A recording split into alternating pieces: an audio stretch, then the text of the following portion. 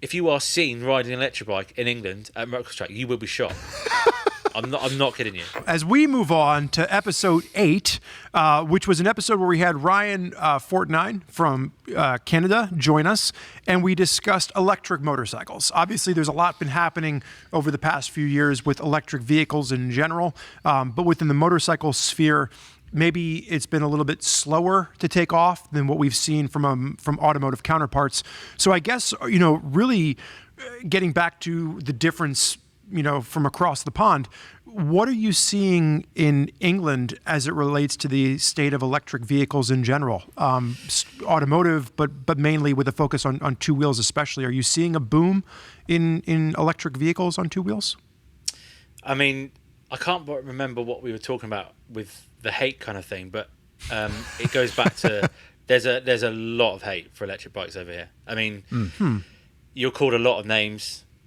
Most of them I can't say on the internet for riding an electric bike.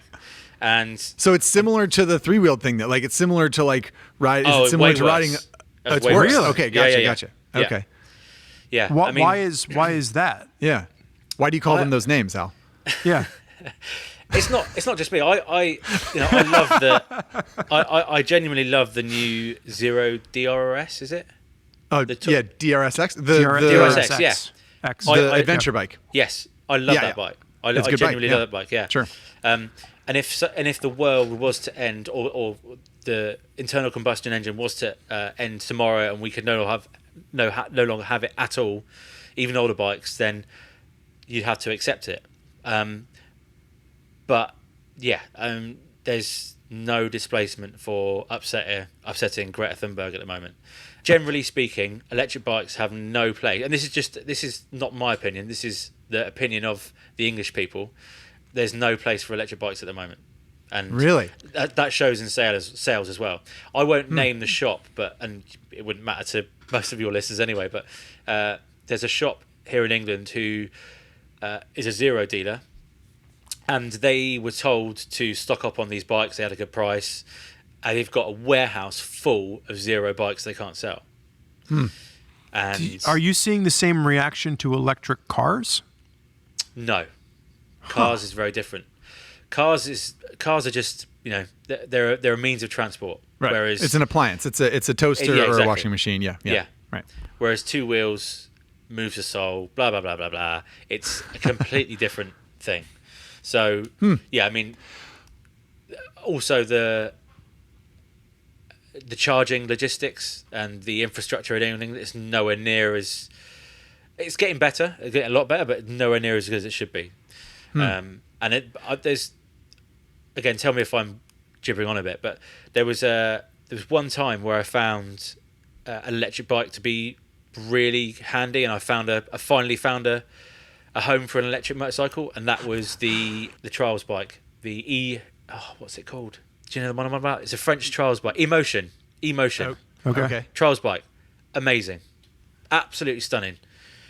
On the flip side, the motocross paddock, anyone, if you are seen riding an electric bike in England at motocross track, you will be shot. I'm not kidding you. I didn't know you had guns there. Yeah, that's amazing. I didn't think you had guns. That's a very American thing to say. It's exceptions. There are exceptions to be made if you're riding an electric bike. Are you? I mean, someone will go out and buy a gun just to be able to shoot somebody. Yeah. So just to land on this for just a moment. Yeah.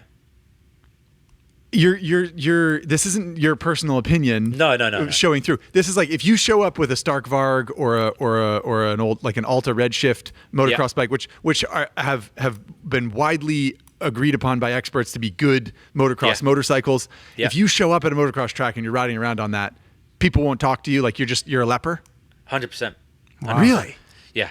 Have you had an opportunity? That's interesting. So one of the things that sparked this conversation at the end of last season was around some of the claims that Stark Varg specifically was making for their bike. Have you had a chance? I know they did the launch for that in Europe. Did you get a chance to ride that bike? I didn't. I know I was busy on another launch, but Boothie rode the bike in Barcelona, and he's an experienced motocross rider, former national level rider, and he came away blown away by it. But you can tell people how good it is until the cows come home. It doesn't matter. Especially in the motocross paddock. It is. I don't think you could do a lot more worse than to turn up on an electric bike. It's just I don't know what it's like in America, but it's it's a very it's not.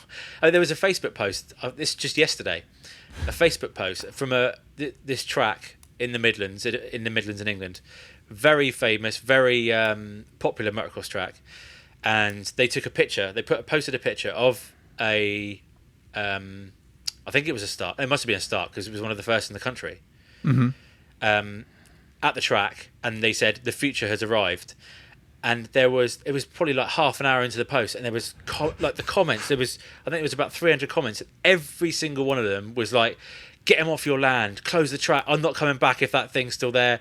It's just mind blowing. It's just that's crazy. I think in America we haven't seen wide acceptance of like people going out and voting with their checkbooks and saying, I'm going to go buy, these electric vehicles, or these electric motorcycles rather. But we haven't, to my knowledge, seen any, strong animosity against it. It's just people saying, well, I don't know if the technology's there yet. I'm not going to invest the money.